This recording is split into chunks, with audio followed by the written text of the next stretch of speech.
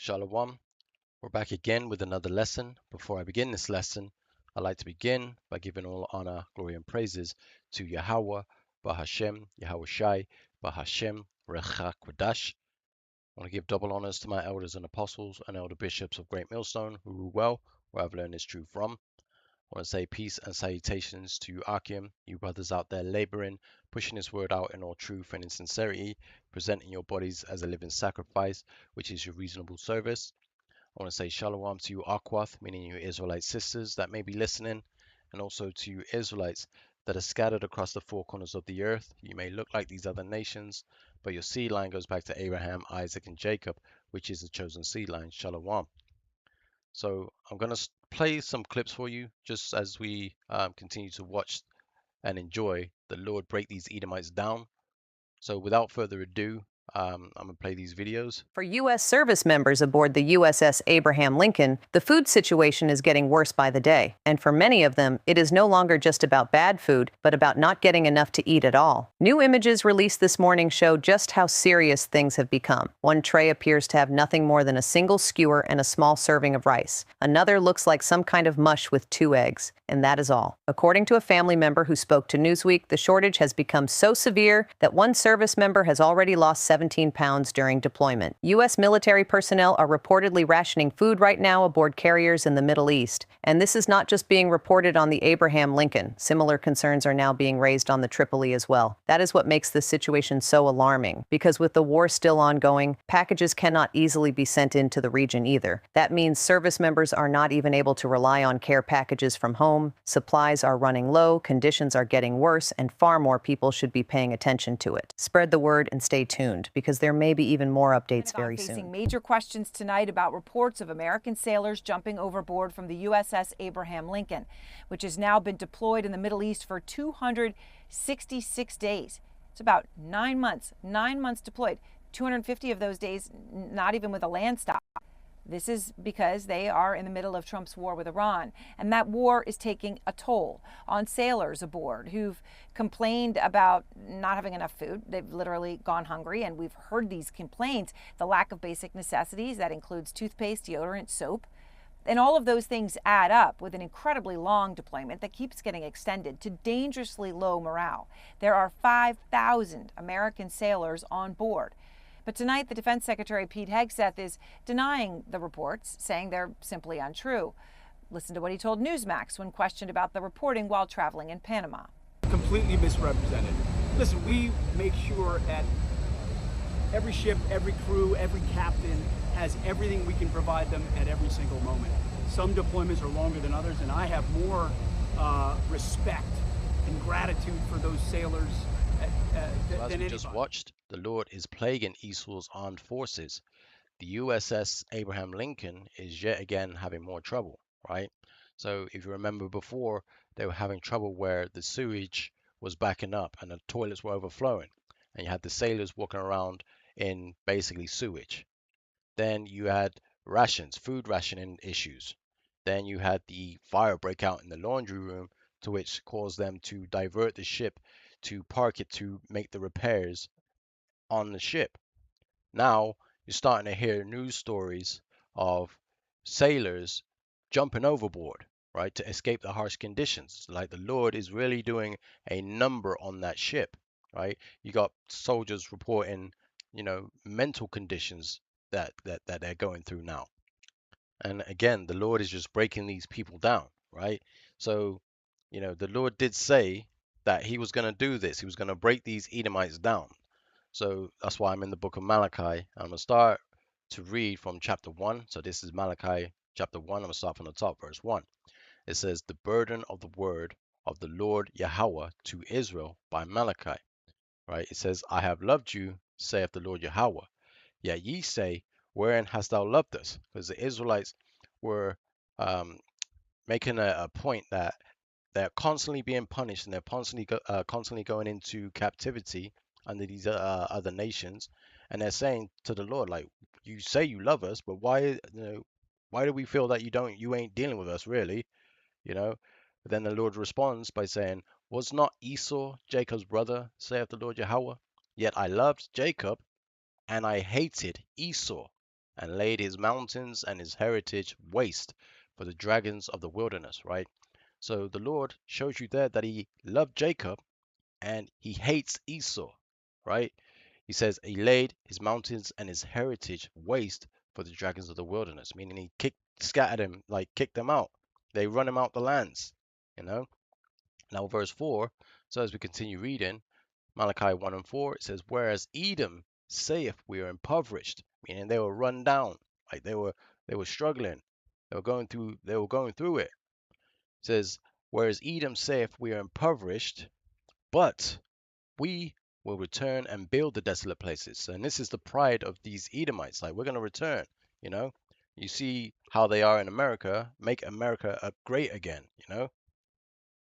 That prideful spirit that they have. Well, we were kicked down, but we're going to come back stronger, you know.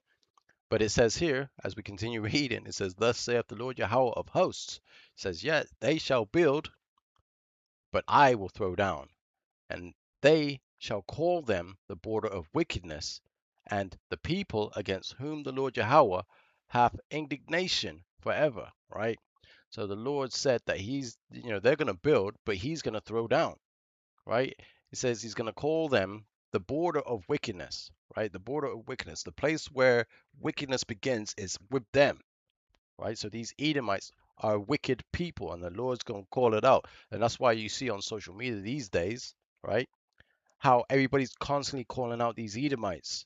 They're constantly shedding, information and bringing out stories of historical events of these things that these Edomites have done. You see?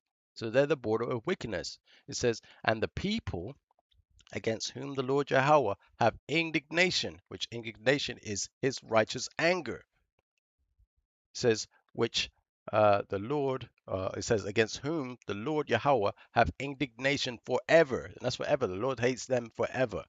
You see? So everything that they've done in the earth is being called out currently.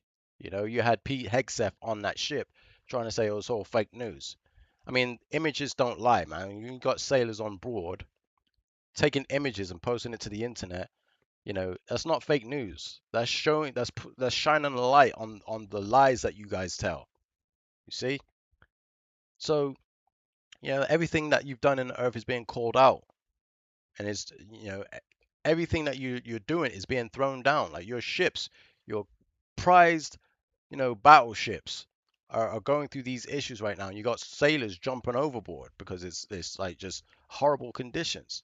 Everything that you've done is being called out. You're being thrown down, just like the Lord said he would do, right? Now, keep in mind, you colonized the world, right? You colonized the world, you took over people's lands, and then you complain about it. Complain about these people coming to your lands to look for a better life. But you're the root cause of why they're coming to your lands, you see? Because you steal everything, right? But not only did you scheme against these other countries, you schemed against the Israelites. And that's the worst thing you could have done. But again, it was in the scriptures that would be the case, right? So when you read in the book of Genesis, chapter 27, and I think around verse 39 and 40, it talks about the blessing that Esau would receive, right? Because you lost out on your blessing. You were rejected because you sold your birthright for red pottage. And then when Jacob came around and took your blessing, right, which was prophesied to happen anyway, Jacob got your blessing, and now you want to be angry about it. So when you go to the book of Genesis, right, 27, we're going to go straight to the verse, right, verse 39. We're going to read from there, right? So it says, and Isaac his father, actually, let me read up verse 38, right?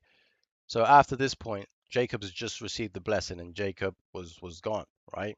So Esau's come back expected to receive that blessing, and it's already been given to his brother Jacob, right? And that's where the Lord loves us, right?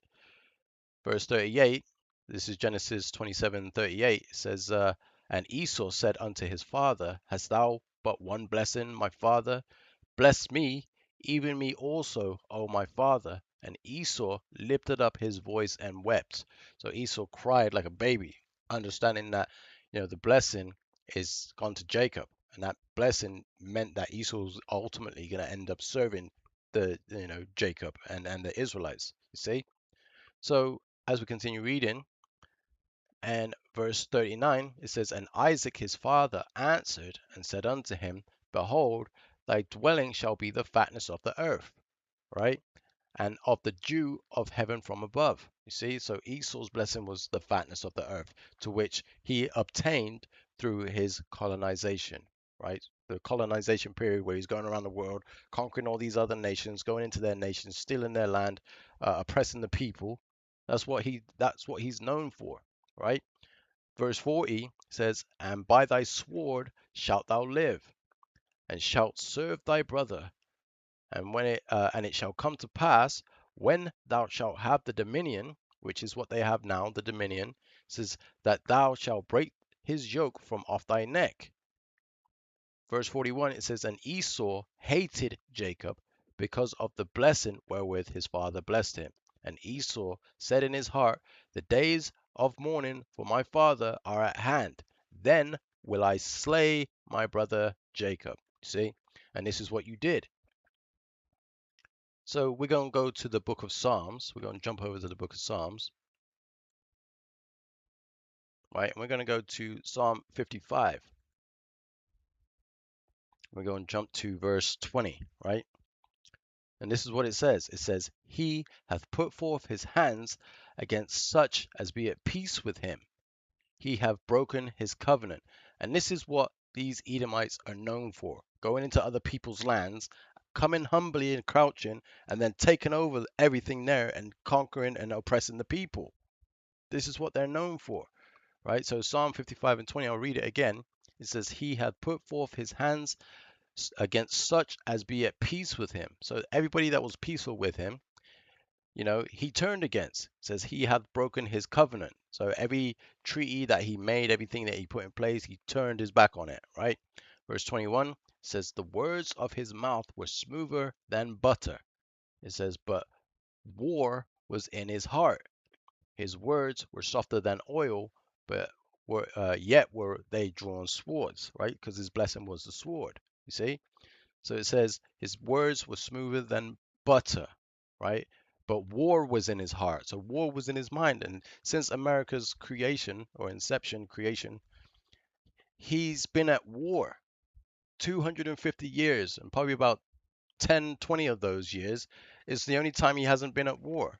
But the whole rest of the 230 years, he's been fighting. He's been at war.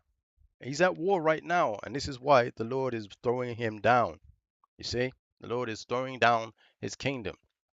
So it says, um, verse 21, it says, the words of his mouth were smoother than butter, but war was in his heart. His words were softer than oil, yet were they drawn swords. So this is what they're used to doing, right? Now, when he came up against when he came to the Americas, what did he do to the native indigenous? Exactly, he took them over, right? So we're going to jump to the book of Psalm chapter 83, because again, this is where, they show who they are, because all the other nations joined with Esau to be confederate against us, right? So this is Psalm 83 and verse 1. It says, A song or psalm of Asaph. Keep not thou silence, O power.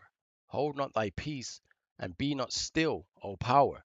For lo, thine enemies, see, these are the enemies of the Lord, make a tumult, and a tumult means a loud gathering, right? So you got a lot of people coming together, with a gathering, like they're all coming together, so it's a loud gathering, right?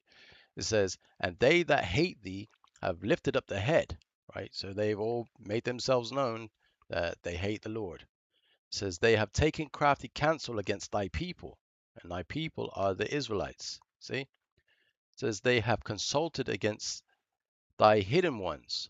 And the hidden ones, again, were the lost sheep of the house of Israel, the Israelites. It says, they have said, Come and let us cut them off from being a nation, that the name of Israel may be no more in remembrance.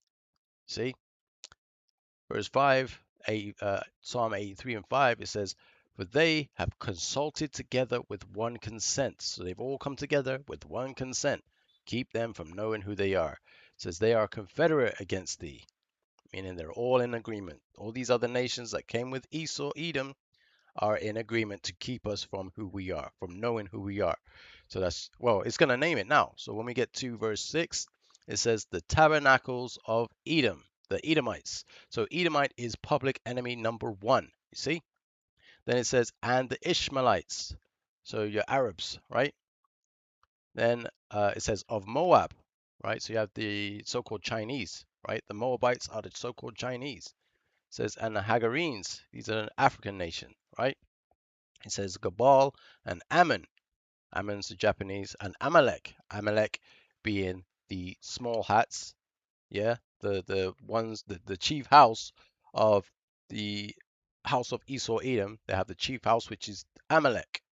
See, it says the Philistines with the inhabitants of Tyre. It says Assur also is joined with them.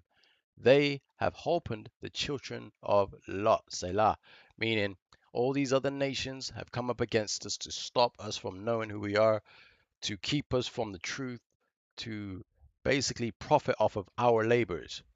And they're all guilty of it. So the Lord's getting ready to throw them down. But the Lord's controversy right now is with the house of Esau Edom.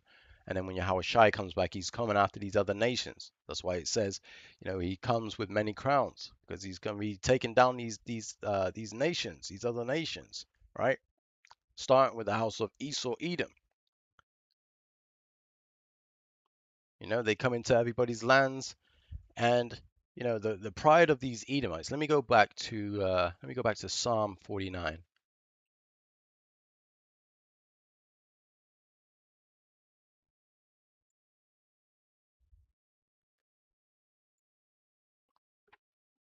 So this is the book of Psalm, chapter 49, and we'll start from verse 11, right? And it says, their inward thought is that their houses shall continue forever, and their dwelling places to all generations. They call their lands after their own names. You see, and this is the pride of these Edomite people, this Edomite nation.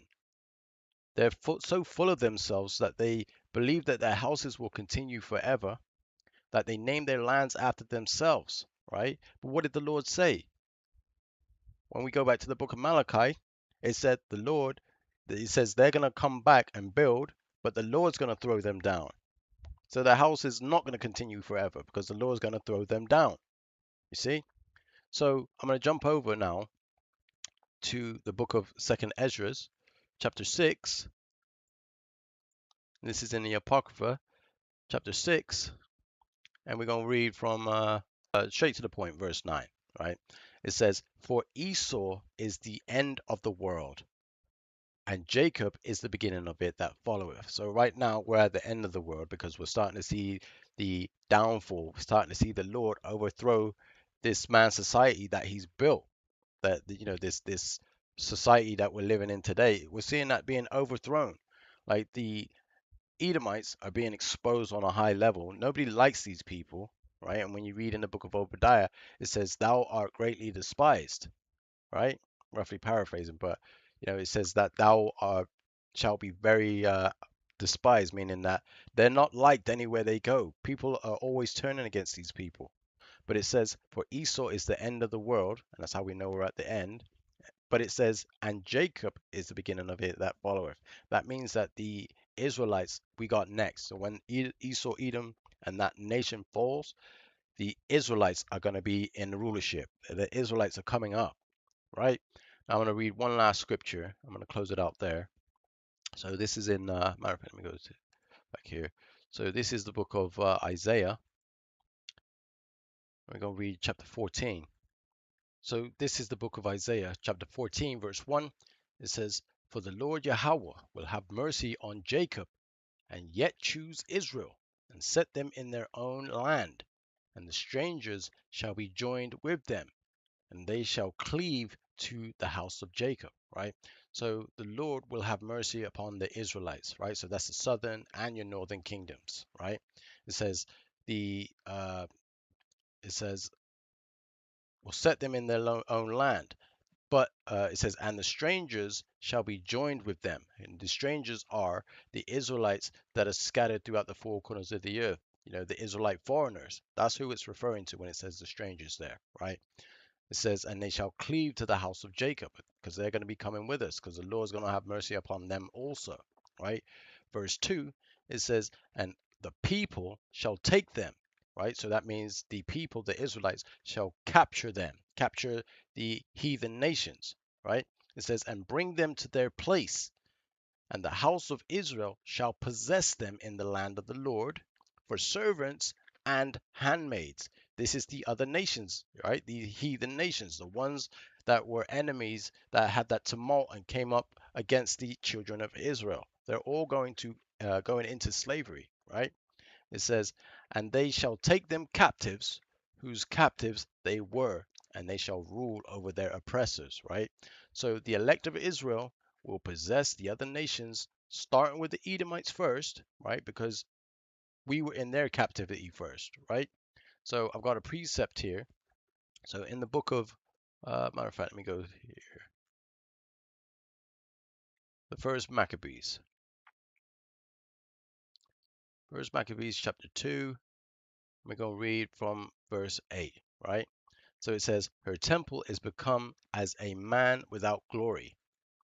It says, her glorious vessels are carried away into captivity. Her infants are slain in the streets. Her young men with the sword of the enemy. Again, so it's determining it's the enemy that's done this. And Esau, Edom is the enemy to the Israelites, right? It says, what nation have not had a part in her kingdom and gotten of her spoils? So all nations had us in captivity at some point, right? And this is what's being called out. And this is why a lot of these, other nations are going into captivity, right? And I'm going to read one last precept, and we're going to close it out there. And just read the book of Obadiah, right? And this is Obadiah chapter 1, verse 10. There's only one chapter, but this is the verse that I'll close off with. It says, for thy violence against thy brother Jacob, shame shall cover thee, and thou shalt be cut off forever. So there you go. The Lord does not like these Edomites, and the Lord is going to cut them off forever. Ultimately, they're going to go into slavery with all these other nations, that came up against the Israelites. And that's just how the story goes, right? So I pray that this lesson has been edifying through the spirit and power of Yahweh Ba'Shem Yahweh Shai. And with that, we'll say, Call Halo Yahweh Ba'Shem Yahweh Shai Ba'Shem Recha Kodash. Double honors to my elders and apostles and elder bishops of Great Millstone who rule well, who have learned this truth. And I want to say peace and salutations to you hopeful elect out there. And it's on to the next lesson, Lord willing. Shalom.